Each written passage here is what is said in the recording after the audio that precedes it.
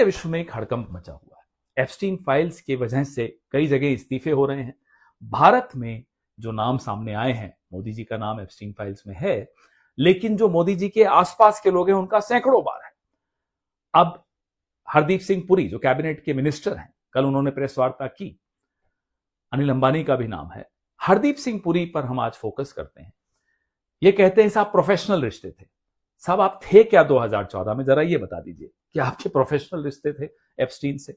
Epstein किसके इशारे पर, किसके निर्देश पर रीड हॉफमैन जो कि लिंक्डइन के को फाउंडर हैं, उनकी भारत यात्रा प्लान कर रहा था?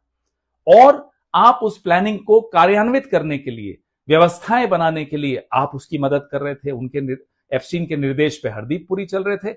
एप्स्टीन किसके निर्देशों पे चल रहा था हमें नहीं मालूम। क्या हरदीप पुरी एप्स्टीन और मोदी के बीच की कड़ी है? हमें नहीं मालूम, क्योंकि अभी सिर्फ 30 लाख फाइलें आई हैं सामने। 30 लाख अभी आनी बाकी हैं। हो सकता है उसमें वो जवाब मिल जाए। लेकिन रीड हॉफमैन की भारत यात्रा, भारत में उनके कार्यक्रम, उनमें से एक कार्यक्रम में नरेंद्र मोदी जी भी उपस्थित थे। ये सब हरदीप पुरी किस कैपेसिटी में कर रहे थे, किस हैसियत से कर रहे थे? हरदीप पुरी उस वक्त एक रिटायर्ड डिप्लोमैट थे। क्या भारत सरकार की एम्बेसी बंद हो चुकी थी? क्या राजदूत नहीं थे वहां?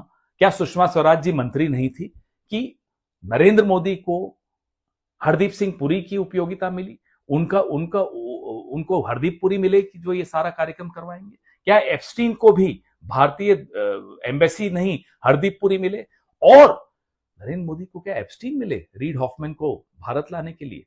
हमें यह नहीं समझ में आ रहा कि एम्बेसी होते हुए, इतना अमला होते हुए, एक विदेश मंत्री होते हुए, विदेश मंत्रालय होते हुए, एप्स्टीन और हरदीप पुरी, यह लोग रीड हॉफमैन की विजिट प्लान कर रहे हैं, फाइनलाइज कर रहे हैं, क्रियान्वित कर रहे हैं। ये क्या हो रहा है?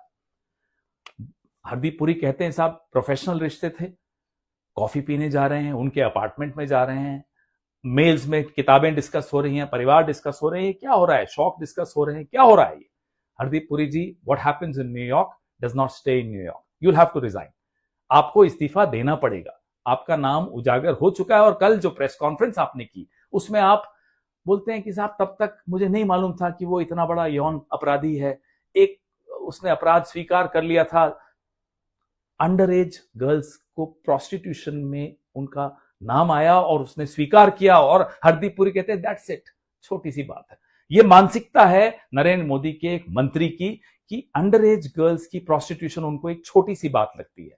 फिर भी उस व्यक्ति से वो दोस्ती रखते हैं, फिर भी उस व्यक्ति से वो प्रोफेशनल रिश्ते भी रखते हैं, पर्सनल रिश्ते भी रखते हैं। और उस व्यक्ति को पूरा हमने एक जिम्मा दे रखा है कि वो तय करेंगे भारत में रीड हॉफमैन के क्या प्रोग्राम्स होंगे। ये रिश्ता कुछ और है हरदीप पुरी जी। हमें नहीं मालूम मोदी जी का एप्स्टीन से क्या रिश्ता है। वो 30 लाख फाइलों की हम इंतजार करेंगे। लेकिन जो सर्कमस्टेंशियल एविडेंस है वो सबके सामने है कि ट्रेड डील दबाव में हुई, कि ऑपरेशन सिंदूर का सीज फायर दबाव में हुआ। नरेंद्र मोदी दबाव में है। किसके दबाव में है हमें नहीं मालूम। वो 30 लाख फाइलों की इंतजार है। जय हिंद।